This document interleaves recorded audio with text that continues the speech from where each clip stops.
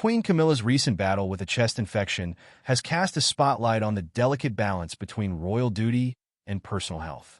This illness compelled her to withdraw from a slate of public appearances, disrupting her typically active schedule and drawing concern and attention from royal watchers.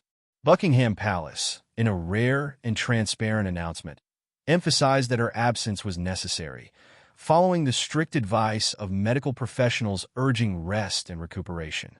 This decision underscored a reality often concealed by the grandeur of the royal lifestyle. Even the most public of figures must prioritize their well-being. Camilla's first notable absence was from the Field of Remembrance event at Westminster Abbey, a solemn occasion marking respect for those who served in the armed forces.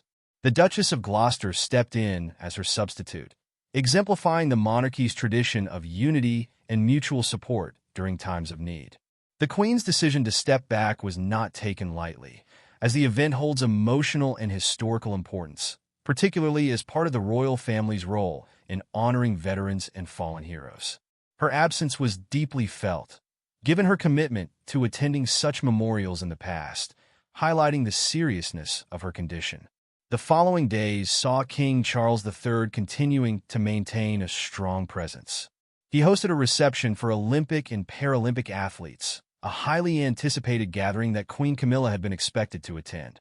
This marked a poignant moment, as it showcased the king's steadfastness amid personal concerns about his wife's health. Camilla's absence at this and other high-profile events laid bare the pressures faced by the royal family, balancing public expectation with the need for personal care and recuperation. Reports indicated that Queen Camilla had initially hoped to join King Charles at the Remembrance Sunday ceremony at the Cenotaph, a deeply symbolic event attended by senior royals and filled with solemn ritual.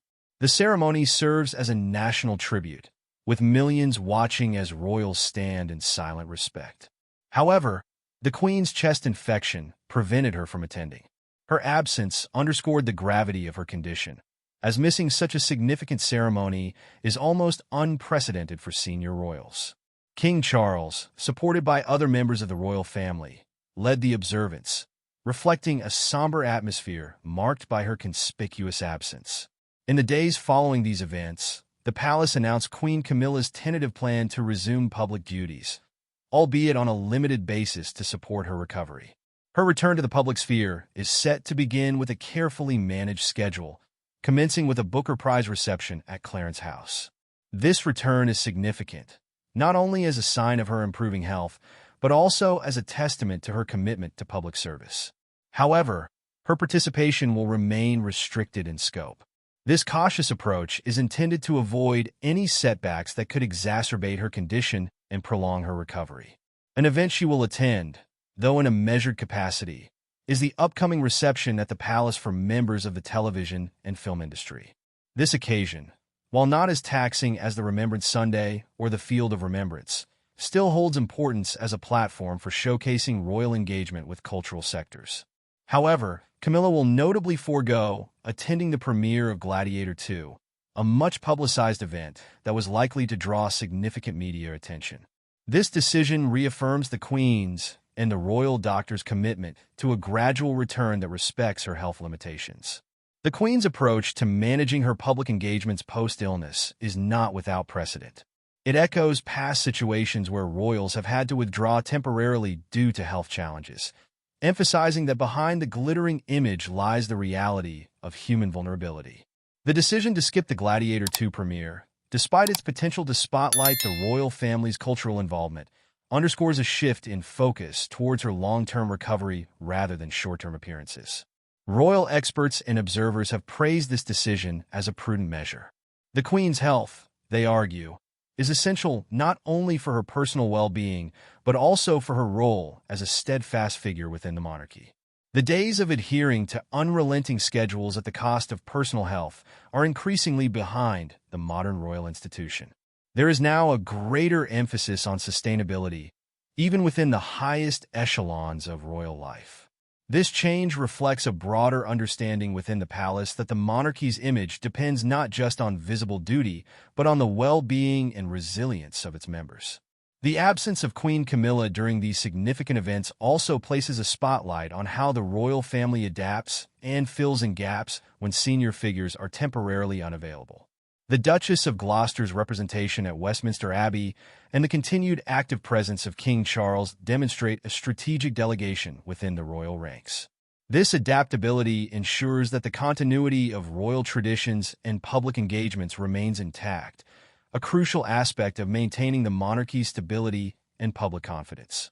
Queen Camilla's chest infection and subsequent recovery period serve as a reminder of the balancing act required to maintain both health and duty.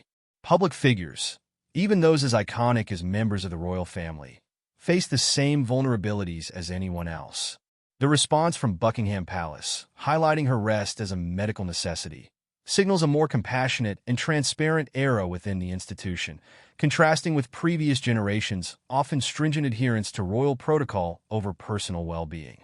Camilla's decision to follow medical advice and minimize her engagements for now is likely to set a positive example for public figures. Her focus on health and recovery, supported by a gradual reintroduction to public life, reinforces the message that maintaining one's health is not a sign of weakness, but of prudence. The Queen's careful return reflects an awareness that her ability to serve in the long term depends on her well-being today. The Queen's absence, especially from high-profile events like the Remembrance Sunday ceremony, highlighted the importance of her role within the royal family.